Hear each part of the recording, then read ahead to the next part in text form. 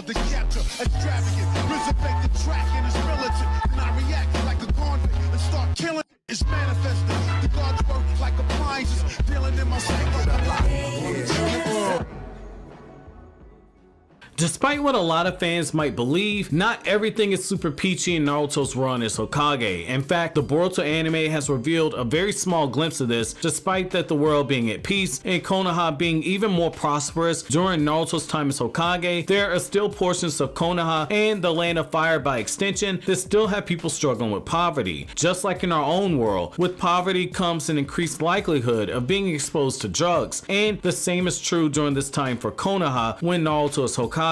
Recently, in leaks for Boruto Volume 10, which were translated by Organic Dinosaur over on Twitter, we learned that Naruto Uzumaki has his own war of drugs of sorts that he is trying to fight alongside with the feudal lord of the Land of Fire. Now, I'm not saying you're gonna see Naruto doing commercials telling kids not to do drugs, using Talk no Jutsu, and Naruto just taking a big fat blunt from a kid that's trying to roll it up. That's not what I'm getting at. However, this information shouldn't really come as a shock to any of you guys. I know it doesn't come to a shock for me, though if you're still scratching your head a little bit, I'll explain to you guys why you should have been expecting something like this. In the Boruto anime, we saw the Byakuya gang during the Byakuya gang arc make a name for themselves, acting as a Robin Hood of sorts for Konoha. They were taking goods from the rich and the wealthy and selling their stolen possessions and redistributing the wealth to those who were less fortunate. It was one of those times that we saw Boruto get a glimpse at the side of Konoha that Boruto likely never knew existed. Boruto very early on in his life was pampered and a spoiled brat. That's something that everybody agrees upon. He got early access to video games, he had both of his parents, and he never had to want for anything. He's always had a hot meal, and when he gets money from his missions, Boruto has the luxury of being able to blow it on Thunder Burgers and on card games. Boruto doesn't have to give that money to a parent to pay the bills. Boruto doesn't have to use that money to take care of himself like his father Naruto once had to do. His encounter with the Byakuya gang left Boruto quite a bit jarred because people he knew should have been viewed as being criminals or villains were being treated as heroes by the poor. It was something that you saw actually confuse Boruto. The fact that we now have drugs in Konoha is only an extension of this because it was revealed by Boruto author Ukyo Kodachi that there are drug lords who exist not just in Konoha and in the Land of Fire, but they are in each of the 5 great nations and out throughout the world. Their wealth exceeds even that of the Gato criminal organization that we were introduced to in the first arc of Naruto all the way back in the Land of Waves. These new drug lords have enough money to fund a small nation, and in some cases, ninja villages were founded using this very same drug money. You guys have to remember this much. For every good deed, there's always someone who wants to take this new breakthrough as turning it into a heinous act. During the events of the Sakura Hida novel, which were set between the events of Naruto the Last and Boruto Episode 1, we saw that take place on numerous occasions. During his final battle with Sasuke at the end of the war, Naruto managed to stop his best friend, but the Anbu who were loyal to Danzo still collected Naruto and Sasuke's DNA, and they tried to create the Tail Beast drugs and the Sharingan pills. The Tail Beast drugs, which I've already covered in a separate video and gone over Sakura's battle with the person who had the power of the full Kyuubi transformation because of these drugs, gave a variable boost in power to these users, with the most potent of these drugs being able to pump out enough Biju chakra that Kakashi had to call in Naruto to aid him in backing up Sakura to take down the user, who at that time sprouted 9 full tails, and while it wasn't the full Kyuubi power, it was still 9 tails levels of power that had Kakashi worried enough that he thought he needed to call Naruto for assistance. During the many years that exist between this novel and the Boruto era, Sakura has gone on to set up medical clinics in each of the ninja villages and has spearheaded the advancement of medical technology and medical breakthroughs, which also includes drugs. However, there are those who took these very same drugs and began selling them to the drug lords, and now just as we ourselves have an opioid epidemic in our world, so too does the Naruto world have to deal with a black market of dealing with all these very powerful drugs. I personally love this part of the Boruto series because it continues what Masashi Kishimoto himself said that he envisioned for the franchise back in 2014, when he was asked specifically why he made a modern Konoha and aged Naruto 14 years between the events of Naruto chapter 699 and chapter 700, with chapter 700 being set a full year before Naruto Gaiden and the Boruto movie took place. Masashi Kishimoto said that he wanted to make the story reflect a more modern time. We have all this crazy technology now, but we also have a drug problem that has the potential to be far worse than the crack and heroin epidemics that ripped apart whole families a few decades ago. But that's going to be it for this video today, guys. Let me know what you guys think about this latest development in the comment section below. But as always, guys, if you like anything I had to say, don't forget to comment, rate, subscribe, and share. Thank you so much for watching until the end. Have an awesome day, guys.